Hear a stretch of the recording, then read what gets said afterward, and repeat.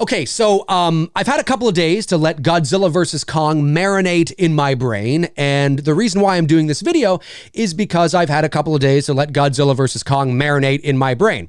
I did talk about it. I did give my first impression thoughts on Godzilla vs. Kong on an episode of McRae Live just a couple of days ago as of shooting this video. I talked for 90 minutes. It was just my first impression thoughts, right? I was talking about this, and I was talking about that, and I was talking about this, and I was talking about that.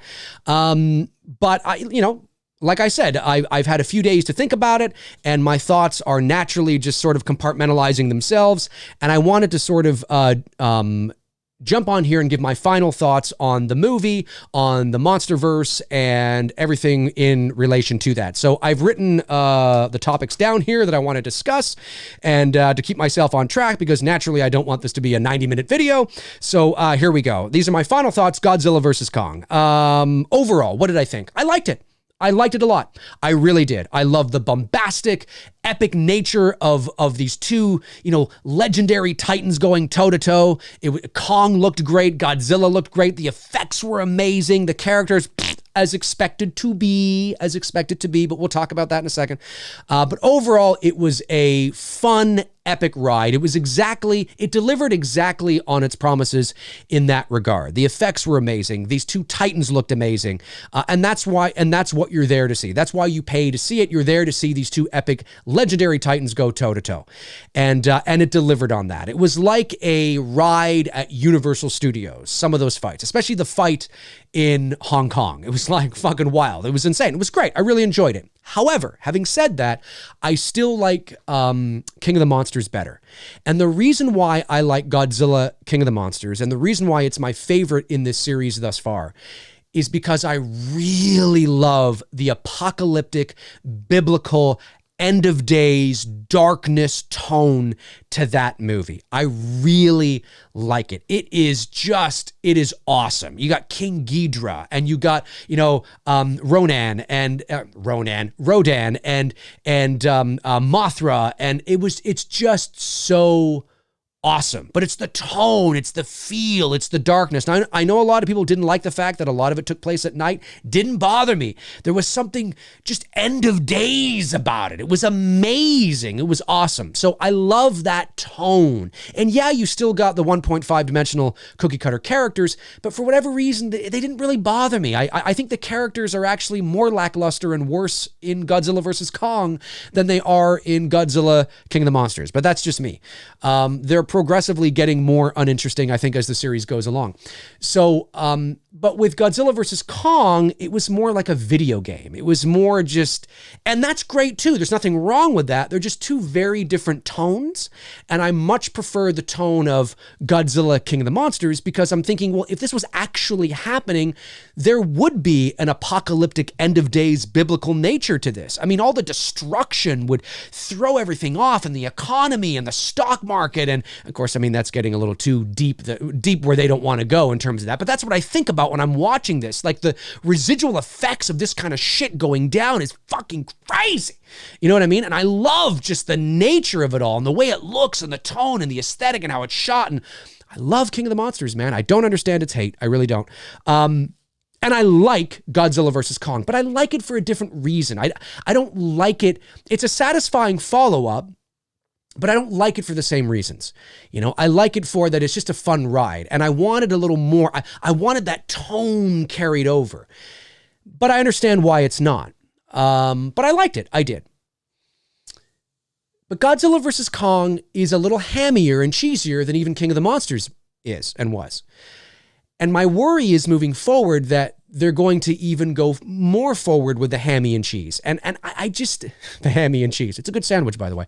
And I just don't want that. It feels like, it feels like it's becoming a little too self-aware, a little too hammy, maybe a little too cheesy. I think we need to pull it back a bit, because I don't want now the next movie to be even cheesier with an even more eccentric villain. And I get that those old 60s and 70s Toho films had that, but we don't have to do that. Let's not do that. Let's make this serious. Like, if you guys remember, even though I'm not a big fan of the 2014 Godzilla, and to be fair, I haven't watched it in a couple years. I saw it twice in the theater. Haven't watched it in a couple years. I should probably go watch it again. I might change my mind now that we've, progressed in the MonsterVerse, it probably deserves some rewatch. But I wasn't a big fan of that movie. Having said that, the tone of that movie, I was a big fan of. Do you guys remember the teaser trailer for Godzilla 2014? The trailers for that movie? Oh, the apocalyptic end of days, godlike, devil-like, hell-like, whatever the fuck you want to call it, I'm not religious, was insane. That teaser trailer, that first teaser trailer to Godzilla 2014 when they played... what was it called again? Requiem for Soprano, that from 2001, A Space Odyssey. Oh my God. And they're playing it and you're seeing the destruction. And then there's like that voice over some sort of like radio talking about like end of days shit or whatever. And you're just seeing this destruction. It's like, fuck, man. That's the tone I love.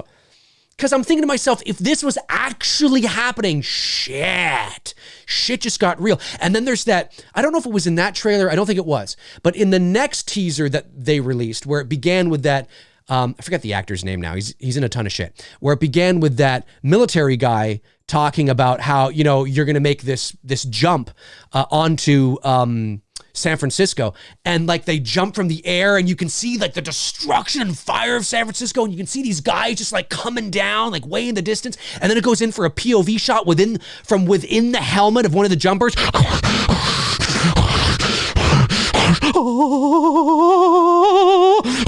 And there's like lightning flashing and you see glimpses of Godzilla. Like, fuck, man. That trailer is epic. It's one of the best fucking teaser trailers that you could have even asked for with this kind of thing. Titans, godlike, mythical creatures walking the earth. Like, what the fuck am I getting into? Oh my God. Oh my God. I mean, I'm telling you, that's the shit. Godzilla vs. Kong doesn't have that. There isn't that vibe to Godzilla vs. Kong. There isn't that vibe. Like, we've progressed beyond that. Now, although Godzilla King of the Monsters didn't have those kind of trailers either, it still had that tone a little bit. Actually, it had that tone, a little bit in comparison to what came before from the 2014 movie. But it still had that tone, that godlike, end of days, apocalyptic, like that shot of King Ghidorah on top of the volcano going like this with the wings and the cross. It's like, fuck, it's dark, and it's like, what the fuck's gonna happen? I love that. Godzilla vs. Kong is a video game. It's fun, and it's a fun ride, and I really like the movie. I just wish they would have carried that tone over, and I don't see them doing that now moving forward. Maybe they will if they do another standalone Godzilla movie, I don't know. But if they're going to introduce, like, Jet Jaguar, how do you make that serious? I just really hope they continue with that. There's a lot of things about this movie that I really like and I really enjoyed, but I'm a little worried for the future. I don't want the ham and cheese to get too crazy. Let's not get too crazy. Let's not get too self-aware here, right? The idea of the Middle Earth and the other world down there, it's like, okay, where did that come from? Like, that's like, now it feels like we're in some sort of like sci-fi. It feels like the tone feels totally different from where we started. And okay, but let's keep that end of days biblical dark tone though. Like, this is fucking insane, man. And Kong vs. Godzilla is really a Kong movie. It feels more like a sequel to Kong Skull Island than it does King of the Monsters. And there's nothing wrong with that, but it's certainly a very Kong movie. Having said that, let's move on to my next thing now, which is Godzilla versus Kong. I see a lot of Team Kong fans that I don't think understand that Godzilla had to win. He had to win. Not because I'm Team Godzilla. I would have said the same thing if the roles were reversed. I would have removed my emotional attachment and I would have said, why the fuck is Godzilla winning? Kong clearly has to win. And the reason for that is because Kong and Godzilla is really a Batman v Superman thing. It is. Kong doesn't come from Godzilla's world. It's cute and it's fun to put them together because they're legendary. Kong is legendary in his own universe, and you take him and you put him against Godzilla, and it's fun. But Godzilla is nuclear. When you know your history of Godzilla, you know the foundation of Godzilla. He's a nuclear weapon. He breathes, that's not just fire he's breathing atomic radiation breath. He's a nuclear weapon. He's indestructible, by the way. So it doesn't make sense that Kong would stand a chance. Kong doesn't come from that world. It's Batman versus Superman. Now, that doesn't mean that you can't give Kong an advantage or give him tools. I mean, even in the 1962 movie, they had to have Kong resurrected from lightning like Jason Lives, okay, and give him lightning powers like the Emperor, in Star Wars, just to have him compete with Godzilla. You have to you have to change Kong's character a bit in order to be able to have him compete. So people need to understand that Godzilla had to win because it's Godzilla. And when you understand your history of Godzilla and you understand your mythology and you go back and I know there's cheesy fucking films, but when you understand the root of Godzilla, you understand that he's a symbol, he's a metaphor, and you understand why he's nuclear. He's not just nuclear because some writer decided to give him nuclear powers because it was cool. Watch the original 1954 Toho film and understand the symbolism and the metaphor that's being used for the character, and you understand why he's a nuclear weapon. And he's indestructible. So Godzilla needed to win, and I'm glad he won. I am a little disappointed, though, that they didn't really give Kong his due. Having thought about it more, although I talked about this on McRae Live, I think they should have given Kong more. And what I mean by that is when they're fighting Mecha Godzilla, that's cool, right? So Godzilla wins, as he should have. Kong's about to die. They resurrect him. They get him back by some wild, crazy means. Okay. And he comes and he helps Godzilla out, arguably maybe even saving him, right? We don't know. Looked like he was about to, get the better of him there, right? Kong comes in, saves the day. Okay, great, that's cool. But then it's that kid that pours that shit over the computer that renders Mechagodzilla, completely useless, essentially. And then Kong goes to town chopping him up into pieces. Well, I don't really like that because but at that moment, Godzilla didn't need Kong. Because if you render Mechagodzilla obsolete and useless, well, then Godzilla could take care of it. So what I think it should have been better if Godzilla breathed his atomic breath onto the axe, which he did, and then that just gave Kong because Kong's more agile, just boom, boom, boom, and just went to town. And then Godzilla helps, but Kong then is a real hero then. Not that he's not a hero, he is. He arguably saved Godzilla's life. It's not that he's not a hero at all, but it almost feels like the real hero is that fucking kid pouring that shit over the computer. And it's kind of like, then Godzilla and Kong didn't really defeat Mechagodzilla. I mean, they did for all intents and purposes, but they didn't because it was the kid that actually defeated Mechagodzilla and Kong just happened to chop him up into pieces.